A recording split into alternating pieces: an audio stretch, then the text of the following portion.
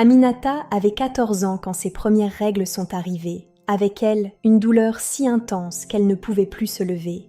Sa mère lui a dit « c'est normal ». Son médecin lui a dit « prends du paracétamol ». Son gynécologue lui a dit « c'est dans ta tête ». Aminata a souffert pendant 10 ans. 10 ans d'arrêt scolaire, puis d'arrêt de travail. 10 ans à s'entendre dire que c'était normal. Ce n'était pas normal. Aminata avait une endométriose sévère et personne ne l'avait vue. Aujourd'hui, je vais t'expliquer ce qu'est vraiment l'endométriose, pourquoi elle est si souvent ratée et quels sont les signes à ne jamais ignorer. Et surtout, je vais te dire quoi faire si tu te reconnais dans cette histoire.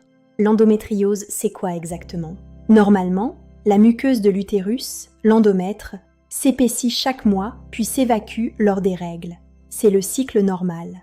Chez une femme atteinte, des cellules similaires se développent hors de l'utérus, sur les ovaires, les trompes ou l'intestin. Ces cellules saignent aussi à chaque cycle, mais le sang reste bloqué. Il s'accumule et crée des inflammations et des kystes.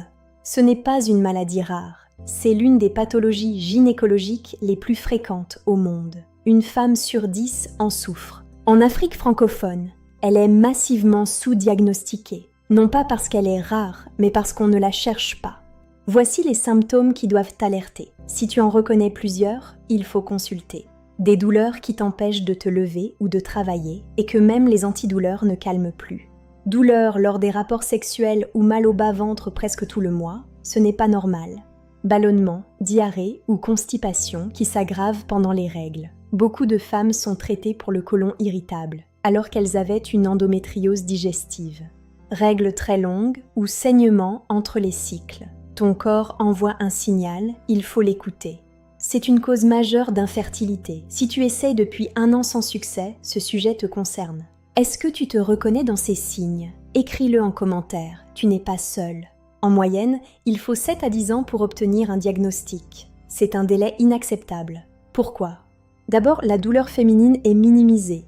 On dit que souffrir pendant les règles est normal. C'est faux. Ensuite, l'endométriose ne se voit pas à l'échographie standard. Il faut une échographie spécialisée, voire une IRM, pour la confirmer. Enfin, le manque de spécialistes formés crée un véritable désert médical pour des millions de femmes. Aminata a été diagnostiquée à 24 ans. Elle dit « Si j'avais su à 16 ans, ma vie aurait été différente ». Si tu te reconnais, voici concrètement les étapes à suivre. Note chaque jour l'intensité et la localisation de tes douleurs. C'est ton meilleur outil face au médecin. Dis clairement « Je souhaite explorer la piste de l'endométriose ». Ce mot change tout dans la consultation. Demande une échographie pelvienne endovaginale. Si on te la refuse, demande un deuxième avis. Toujours. Rejoins des groupes de soutien. Partager son expérience aide à ne pas abandonner le parcours de soins. Si cette vidéo t'a aidé, partage-la à une amie ou une sœur qui souffre en silence. La douleur n'est pas une fatalité.